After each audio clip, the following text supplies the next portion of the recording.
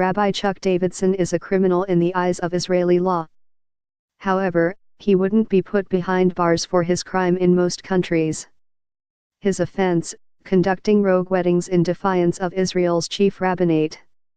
Even though Davidson belongs to the officially recognized Orthodox stream of Judaism, he is among a growing cohort of Jewish groups running afoul of the law by performing weddings without the rabbinate's sanction. Critics like Davidson believe the rabbinate has grown too strict in its interpretation of religious law, making it unnecessarily difficult for Jewish couples to marry.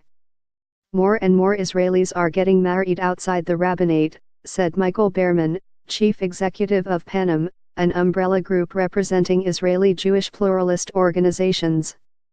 Its affiliates perform Orthodox, liberal, and secular weddings in defiance of the rabbinate. Behrman said that an estimated 20% of Israelis are getting married outside the rabbinate, compared to 16% in 2010. She expects that number to keep growing, which she considers a sign of a growing lack of faith in the religious body. There are plural ways of being Jewish, and it's better to acknowledge it, Behrman said.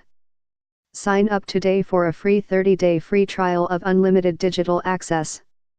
Israel does not have a system of civil marriage, and Israeli law mandates that Jewish marriages must be conducted by a rabbi authorized by the chief rabbinate.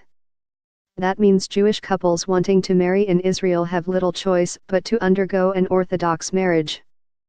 An amendment to Israel's marriage law passed in 2013 made the punishment for anyone performing or taking part in an unsanctioned wedding 2 years in prison. Shortly thereafter, Davidson, a 58-year-old American-born Israeli rabbi, started performing renegade weddings. He said he has conducted over 170 since then. An Elvis impersonator in Las Vegas has more meaning to the state than me, an Orthodox rabbi, said Davidson. The existing marriage law prevents interfaith and same-sex weddings. It also rejects ceremonies conducted by more liberal streams of Judaism popular with American Jews. Interfaith, same-sex, and civil marriages performed abroad, however, are recognized retroactively by Israel's Interior Ministry, making nearby Cyprus a popular destination for secular Israeli weddings.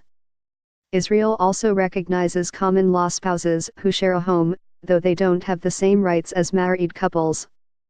A poll conducted earlier this year by Hidyush, an organization pushing for religious pluralism in Israel, found that over 70% of Israelis support civil marriage. Davidson has moved into an area where even Jewish men and women who ostensibly meet the rabbinate's standards run into problems trying to get hitched. Such couples may lack documentation, such as their parents' wedding certificate, proving their Jewishness.